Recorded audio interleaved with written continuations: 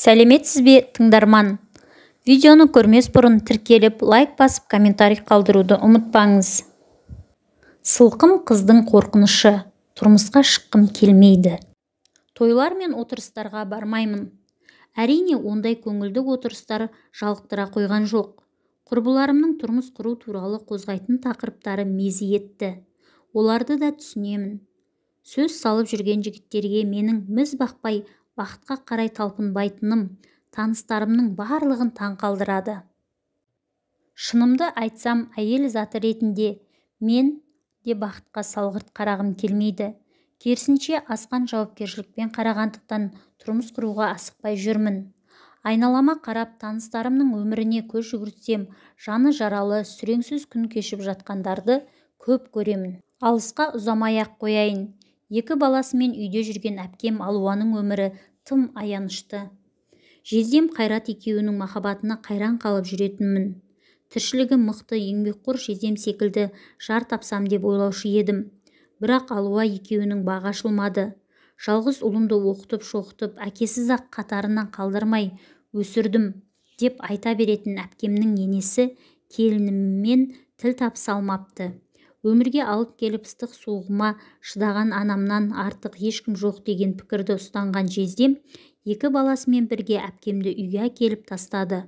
Нағыз ер жездемдей болсын деген көңілім су сепкендей суыды. Ол ма? Кішкентайымыздан арманымыз бен талғамымыз бір болып өскен құрбым Шолпан да бір ай болып қалды үйіне қайтып келіпті. Өзі жүкті, құрбымның көзіндегі мұңды көрсеңіз ғой. Шаңырақ көтергендеріне 1 жыл ғана болған 2 жастың бір-біріне бір-ақ сәтте дұшпан болып шыға келуі мені таңдандырды. Қасым екеуінің қалай танысып үйлену тойына асыққан шақтарына мен куә едім ғой. Тіпті Қасымның аяулы құрбым Шолпанжанды ренжітіп, өзге біреумен көңіл қосады дегеніне сенгім келмейді. Ата-анасы мектепте 40 жыл ұстаздық еткен Қасым сондай әрекетке барса, өзгенің баласына не жорық. Жоғарғы оқу орнын аяқтағанымызға 7 жыл болды. Студенттік бал шақта тұрмыс құрған 7 қыздың 4-еуі ажырасып кетіпті. Осының барлығын көремін деп көтерген шаңырағының күйрейтін болса, тұрмыс құрудың қажеті қанша деп ойлаймын. Кеше інімді саябаққа серуендетуге алып бардым. Ылғи кішкене баласын саябақта ойнатып жүретін көрші келіншекпен сөйлестім. Кешке жақын күйеуін қуана қарсы алатын, сол келіншекке қарап қызығатынмын. Біздің заманда бір бақытты жұптар бар болса, сол екеуі шығар деуші едім. Күйеуін шексіз сүйетінін жеткізе отырып, ол да күйбең тіршіліктен шаршағанын айтты. Жолдасын тапқан табысы пәтерақыдан аз ғана артылады екен. Баласын тек қана саябақта емес, сауда орталықтарындағы балаларға арналған бөлімдерде ойнатқысы келетінін айтқан келіншек жан ұялы өмірдің тым ауыр екенін байқатқандай болды. Кеште үйге қарай көңілсіз қайттым.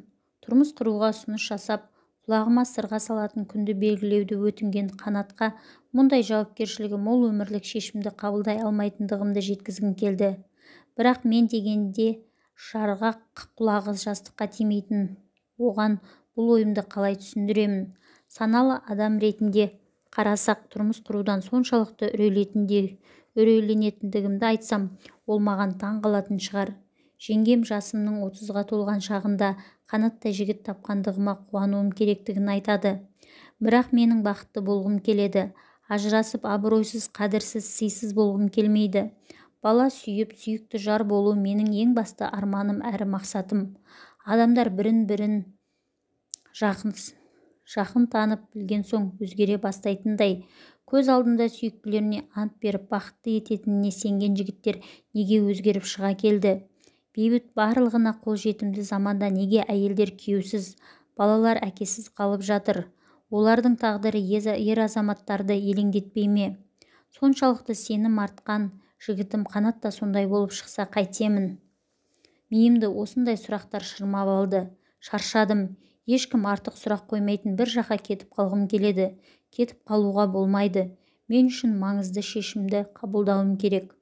Сенбейтін шығарсыз, мен тіпті тойға шақыру билеті туралы, той мәзірі мен шақырылатын қонақтар жайында ойласам, қобалжитыным соншалық маңдайымнан суық тер бұрқ ете қалады. Тіпті жүрегім айнып құсқым да келетін секілді. шешім қабылдар алдында психолог көмегіне жүгінсем бе екен? Маған не болды? Тұрмыс құрудан неге соншалықты қорқамын? Неге сонша үрейленемін? Қорқынышты жеңу үшін бақыт адамның өз қолында екендігін, менің өмірім мен тағдырым таныстарымнан бөлек екендігін өзіме өзім сан мәрте қайталап айтып жүрмін.